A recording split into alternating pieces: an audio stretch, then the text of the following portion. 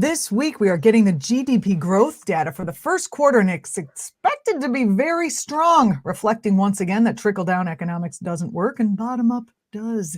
And this is the kind of information right-wingers cannot abide, as the right-wing talk machine gears up for a full-scale fear-mongering assault on your soul about possible inflation. We need to find out if it is actually warranted. Dean Baker, co-founder of the Center for Economic and Policy Research and regular guest, is here to bring some clarity. Dean, welcome to the show. Thanks a lot for having me on. Thank you. To what can we attribute the growth we are seeing in the economy? Well, there's two things. First off, of course, President Biden's recovery package. It's a lot of money in people's pockets. First and foremost, of course, the $1,400 checks, but there's a lot of other parts of the program, the child tax credits, which we haven't seen yet, but we will, and additional money for small businesses, state and local governments. So it was a big program. There's no doubt about that. That's putting a lot of money in the economy. The other thing, of course, is the winding down of the pandemic. And I should be cautious there. I mean, I know a lot of people are still getting sick and dying, but we're way down. The numbers, the infection rates are way, way down from what we were seeing when President Biden took office. And that's no doubt going to continue. And of course, that's in large part due to the vaccinations. And I have to give President Biden a lot of credit. He made this the top priority, as it should be. He got us up to over 3 million vaccines a day at one point. I think we might be a hair under that now. But in any case, the population is very rapidly getting vaccinated. And now that people are vaccinated, they feel more comfortable doing things like going out to restaurants, movies, other things that during the pandemic, most people didn't feel comfortable doing. Many of these were shut down. And now that they're reopening, that's a huge boost to the economy. What are the key factors to determine if inflation will be a problem? Well, there's 2 points to be made here. One is we know we are going to see a period of rising prices, a jump in prices. A lot of that is simply the reversal of price declines that we saw early on in the recession. So airfares is the best example. Airfares just plummeted. They fell by around 20-25%. You could have gotten a great deal. I mean, you probably didn't want to fly, but you could have gotten a great deal back if you were flying last July, August, prices plummeted. Those are going to come back. So we're going to see that in a lot of different areas, hotels. There's a number of areas where it's very clear in the data there were price declines associated with the pandemic. As the pandemic is winding down, we expect to see those reversed. The bigger question is whether we're going to see sort of an ongoing inflationary process. And the horror story that everyone raises is the 70s, where we did see spiraling inflation. You had higher wages, workers were able to get higher prices, workers were able to get higher wages, and then led to another round of higher prices. And we eventually got to double-digit inflation. So that's kind of the horror story. So the question is, are we going to see that sort of ongoing pressure, not the one-time price rise? We will see that, no doubt about that. The question is whether we're going to see ongoing pressure. And that's the big concern that many economists have raised. And, you'd be foolish not to be concerned about it. I don't think we're going to see it, but, that's the real concern. What are the factors that are specific to this time period that people are concerned about around inflation? Is it the fact that Joe Biden has, given people money? Is it the fact that they're raising minimum wages in certain areas? What are people mostly concerned about? Well, clearly some of this is disingenuous in the sense that clearly some of it is just political. If you had the exact same situation and you had a Republican in the White House, a lot of the people who are yelling about inflation, they wouldn't be saying, they'd say how great things are. They would not be, inflation wouldn't be on their lips. But if we try to be more serious and go, okay, well, what could cause inflation? Okay, well, the unemployment rate's still high. It's 6%. No one can be happy with that. But the fact is it's likely to come down quickly. We created 900,000 jobs in March. It wouldn't surprise me if we create something comparable, maybe even more in April. And at some point, the labor market will be tighter. So you will be seeing higher wages. That's what you expect to see. And for the most part, that's a good thing. Raising minimum wages, President Biden had wanted to raise it to 15. And just to be clear, people were talking about that. Oh, I couldn't pay 15. Well, it's not 15 tomorrow. I mean, you could argue maybe it should be, but no one's proposing to raise it to 15 tomorrow. That would be 2025 was his target date on that. So that's sometime out. But in any case, higher minimum wages, that's a cost for businesses, no doubt. It's not a big cost, but that is a cost to business. So that could create inflationary pressures. So those would be the sorts of things you would look to. Now, on the other side, and I've written about this, as have others, insofar as you see more rapid productivity growth, that's a big factor offsetting inflation. So the basic story is that if wages rise by, let's say, 4% a year, and we have 1% productivity growth, then we might expect to see prices rising at the rate of roughly 3% a year. On the other hand, if we have 2% productivity growth a year, then we probably expect to see prices rising close to 2% a year, which is more or less what they had been. And that's, in fact, the Federal Reserve Board's target. Now, in fact, productivity growth had been rising. Productivity growth had been about 1% a year for the decade from 2009 to 2019. Then last year, it jumped up. It was 2.5% from the fourth quarter of 2019 to the fourth quarter of 2020. So that's a great number, great figure if that could continue. And the evidence is that for the first quarter, we're probably going to see even more rapid productivity growth. Now, I followed productivity long enough to know it's very erratic. So, you could look at a year and even 5 quarters and go, oh, that's great. And then the next quarter, it's going to be 0 or something. So it's not in the bank. But the point is, if we have more rapid productivity growth, that means we have much less reason to be concerned about inflation. Since the 70s, productivity has gone up. Am I correct? But yet wages have remained stagnant, which is what's causing so much pressure on the middle class. Could you talk about, aren't there some issues with rising productivity when it comes to, say, corporations squeezing their people and not keeping up wages with what the output is on their workers? Yeah, so what's been going on over the last 4 decades is we've seen productivity growth. I mean, you always expect it to grow. It'd be rare that you'd have any sustained period where it doesn't grow. But typical workers haven't seen the benefit of that for the most part. So for the most part, the gains from productivity growth have gone to high-end workers. So these are, of course, the CEOs, other top executive, Wall Street types, highly paid professionals. Doctors have done well. So you could point to who's gotten the benefits of the last 4 decades of productivity growth. For the most part, it's not been typical workers. So this is the sort of thing that, President Biden said he's going to change. And thus far, I mean, I'm happy with his policies. I mean, there's a lot, we've just seen 3 months in office, so it's a long, long way to go. But, the recovery package was a very good one, and the infrastructure package that he's putting on the table looks to be very good. I mean, I could find things I don't like in it, but the point is it's definitely a very big step in the right direction. So it's about reversing that pattern in the last 4 decades. So if I'm actually getting this correct, one of the ways we could stem inflation is if it does happen in a way that's problematic, is to cap CEO pay and let some of that money go back to the workers? Well, CEO pay by itself wouldn't be enough, but I mean, if you had structures in the economy so that less money was going to those at the top, CEOs what kind being of obvious. structures would those be? What would we be talking about here? Well, there's a lot of different things. I mean, one of the issues, when we talk about CEO pay, one of the issues I and others have raised is there's a real problem with corporate governance. CEOs are ripping off their companies. So it's not just that I don't like the CEO getting 20 million. The CEO is not producing 20 million for the shareholders. So in other words, they could find someone else. It'll be very rare that they couldn't replace their CEO, their $20 million CEO, with someone else. I mean, obviously, I don't deny like a $4 million CEO. Come on. Exactly. There are plenty of smart, hardworking people. I'm sure most of them are. Some of them aren't, but most of them are smart, and most of them are hardworking. But you could find plenty of smart, hardworking people who do the same job for the shareholders. So I'm not talking about do I like them or whatever.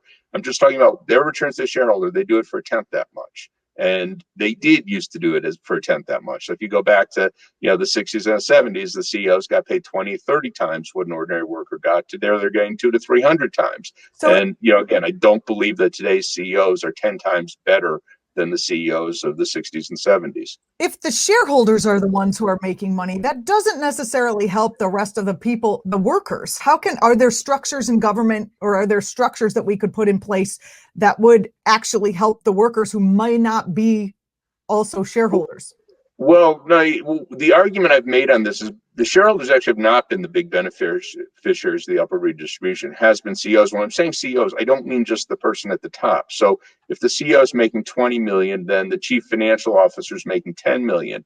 And there's other top level executives, the vice president, they're getting 10 million. The third level is getting, 1 or 2 or 3 million. And when you have all those people at the top getting that much money, there's much less for everyone else. Right. So the point in bringing down CEO pay isn't just that, we have this one person, usually a guy, one person, one guy at the top who's getting outrageous salary. It's that we've basically polluted the whole structure of the wage distribution. It goes to other sectors too. So it's common now. You have presidents of foundations, even ones committed to fighting inequality, that might get 1.5, 2 million a year. Universities, it's very common for president of a university, and not just Harvard, but many of the well, not going to be Harvard elitist or whatever, but in any case, many universities that pay their president well over $1 million, some over 2 million. So, and again, it's not just the president. If the president's getting 2 million, the provost is getting 800,000, the deans are getting 700,000-800,000, and that means And they're there's less doing for that off the everyone else. back of the adjuncts who are basically getting paid $3,000 a class and not given any health insurance.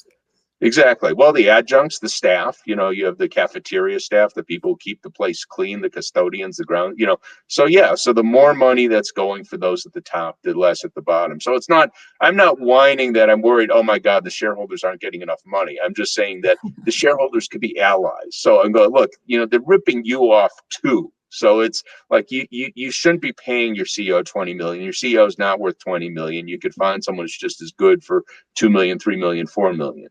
I mean, we're watching the economy do well as Biden has stimulated, put money in regular, normal human beings' pockets. What would it look like? I remember Bernie Sanders talking about something like this. What would it look like? Would that be caps to CEO pay?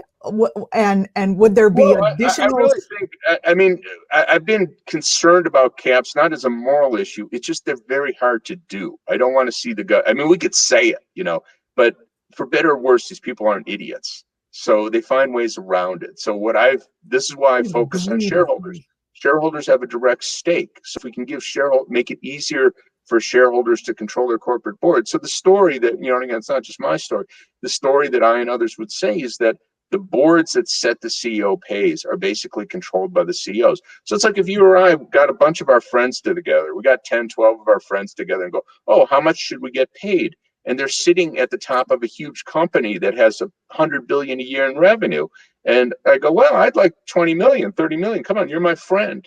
They have no reason not to do that. And I've not that I have that much occasion to talk to corporate board members, but I've had some occasion. I go, well, do you ever talk about, maybe you can get someone just as good for half as much? And they invariably think I'm joking. And I go, isn't that your job? And then of course they get angry when they realize I'm serious. But so it's not that I'm worried that the shareholders aren't getting money they should get. I'm just saying they have an interest. There's no reason for them to pay a CEO 20 million when someone else would do the same job for them for half the pay or less. So there's no real government regulation that could address this issue. Well, there was something that was part of Dodd-Frank, a say on pay provision that required the pay of the CEO to be put up for a vote of shareholders every 3 years. It's not binding, but shareholders can say, do they approve or disapprove? The vast majority of them are approved, but roughly 2 to 3% a year are voted down. Now, if you put some punishment for the board, for the corporate board, and what I would say is take away their stipends. So board members typically get 200,000 or 300,000 a year. It's a real cushy job because it's very part-time. They put in 200 or 300 hours a year. They walk away with $200,000-300,000 a year. So if you said, okay, you're not getting that if this is voted down. And my guess is that if you just had 1 or 2 cases where it was voted down, you'd suddenly corporate board saying, well, could we get away with paying our CEO less? Because as it stands now, there's just one-way pressure. It's just like, oh, the CEO at the other company's getting 18 million. Well, we don't want to think we're shorting our CEO, so we'll give him 20 million. So it's just one-way pressure. But if there were just 1 or 2 cases where the boards got kicked in the face, you paid your CEO so much, because again, the shareholders have no reason to vote down a package if they think the CEO is actually worth it. If you have some super CEO, and some of them are. They really produce good gains just for shareholders. I'm not talking about really good people, but they produce, so you do have some of those. But the vast majority are not like that. They're bureaucrats, and the next person in line would be just as good. So if you just had one or two cases where the board members paid a big price for overpaying the CEO, I think you change the discussion at those board meetings really quick, and we'd start to see some serious downward pressure on CEO pay. What about strikes?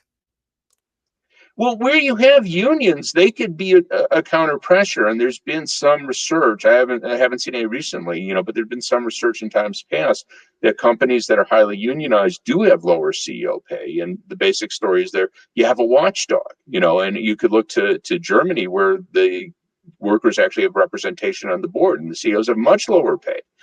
So yes, I mean, if you can increase worker power, I mean, and I'd be clear, I'm not saying everything should rest with the shareholders. I'm just saying, given where we are today, if you could increase the shareholders' ability to lower CEO pay, then that would be a great thing. But sure, I mean, if we, double, tripled the unionization rate, that would be great. If we could have workers' representation on boards like they do in Germany, that would be great. That would also reduce CEO pay. But I'm thinking where we are today, what could we reasonably do tomorrow? And, I've raised this with people, with the CEO, the say on pay, and they go, what would that do? I go, well, what's the problem? What's the downside? Because again, tell me why it's bad. And people like to call me a socialist and that. I go, okay, so I want shareholders to have more control of the companies that they supposedly You are a own. socialist.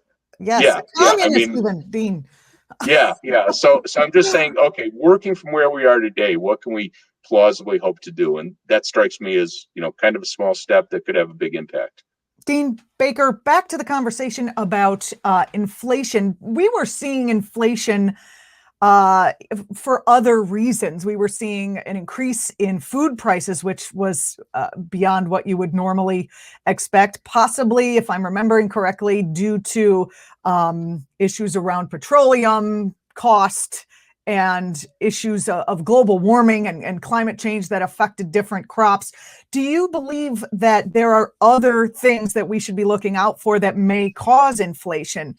And if so, how can we get those things actually appropriately blamed and not just, they blame Biden for giving everyone a check? Yeah, well, that's of course, sector by sector we look at things. The food prices, the biggest increase in food prices, of course, during the pandemic was simply that you had a shortage of many items because we had food that ordinarily would be sent to restaurants. Some of it ended up being thrown in the garbage because they didn't have supply chains. They weren't. No one was prepared. And I don't blame anyone for that. We had a hopefully once in a century pandemic, and people weren't prepared for that. So that did lead to rapid food price increases if you go back to May, June, July. Now those have partly been reversed, not totally, but partly been reversed. But if you look at other areas, one of the areas that had a big factor for, of course, a lot of people, rents, that they were rising rapidly. And this is pre-pandemic. Rents have slowed a lot. So the rate of rental inflation had been over 3%. I'm speaking nationally, so I understand there are big differences place to place. But it's now 2%, which that's a great thing. Now the best way to keep rental inflation under control is more housing. And a lot of that's a zoning issue. That's if you're open to multifamily units, to mixed income housing. I mean, that will help keep down rental inflation, but that had been a big factor. Healthcare inflation, of course, that has been a very big factor. That's been slower lately. It was low for a while during the pandemic. Last month or two, it's been higher, but that's going to be a really big thing going forward. So stories there. I've been on your show before talking about patents. Well, drug prices have been a big part of that picture. So that's basically a patent story. Drugs are cheap if we don't give them patent monopolies. So that's a big part of the picture. Doctors, if we have more licensing of doctors, particularly internationally. So you have there was a story I'm forgetting, I think it was in the Times, but it doesn't matter, one of the papers, about all these foreign doctors that have come to the United States. They've been trained, maybe not exactly to our levels, but if we had structures that would say, okay, you were trained in Europe or Asia, wherever it might be, you need another year or two. You have to meet our standards. I'm not talking about not having people meet our standards, but basically to facilitate take doctors who have training in other countries to practice in the United States. So that's keeping healthcare costs under control is going to be a big deal with inflation going forward.